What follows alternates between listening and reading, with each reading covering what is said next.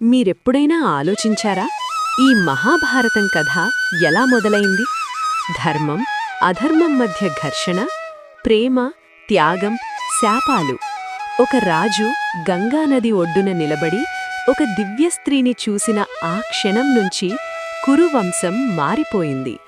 ఆ రహస్యం బయటపడితే మీ హృదయం కంపిస్తుంది. కృష్ణుడు మీకు ఆ కథ మహాభారతం నుండి చెప్పబోతున్నాను. గంగానది నీళ్లు ప్రవహిస్తున్నాయి.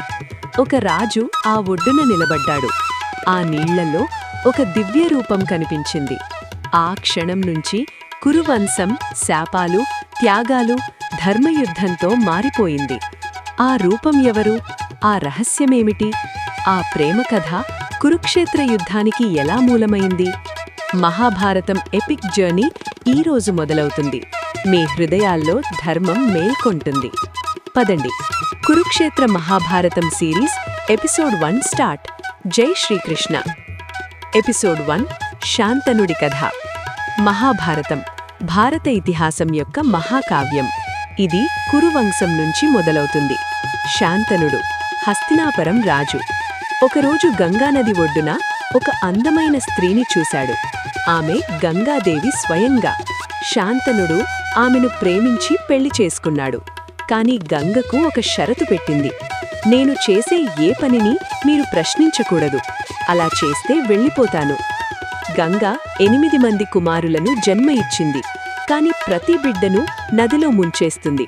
శాంతనుడు భరించలేక 8వ బిడ్డను అడ్డుకున్నాడు. అప్పుడు గంగ తన రహస్యం చెప్పింది. ఈ 8 మంది వసువులు, శాపగ్రస్తులు. నేను వారిని ముక్తి చేస్తున్నాను. 8వ వాడు దేవవ్రతుడు. అతను మీ వంశానికి వరమవుతాడు. గంగ తన రహస్యం చెప్పి దేవవ్రతుడిని ఇచ్చి నదిలోకి అదృశ్యమైంది. శాంతనుడు ఒంటరిగా మిగిలాడు. కాని ఆ దేవవ్రతుడు ఎవరు?